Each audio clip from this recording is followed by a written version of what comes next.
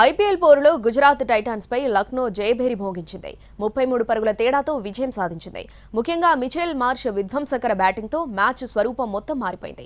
అయితే ఇప్పటికే Lucknow play offs race నుంచి తప్పుకుంది.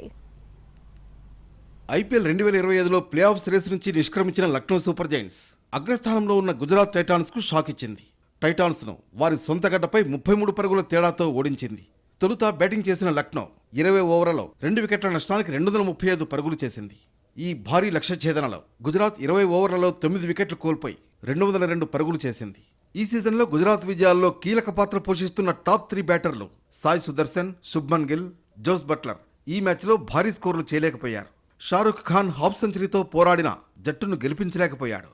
లక్నో బౌలర్లలో విలియం వరూర్క్ 3, ఆయుష్ బదోని 2, ఆవేష్ ఖాన్ 2, ఆకాష్ మహారాజ్, షాబాజ్ అహ్మద్ ఒక్కో వికెట్ పడగొట్టారు. లక్నో బ్యాటర్లలో మిచెల్ మార్ష్ పరుగుల విధ్వంసం సృష్టించాడు.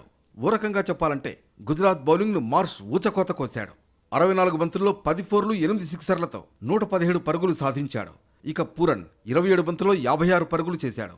మార్క్రమ్ మార్ష్ తొలి వికెట్కు 91 పరుగులు జోడించగా మార్ష్, పూరన్ రెండో వికెట్కు 121 పరుగుల భాగస్వామ్యం నెలకొల్పారు.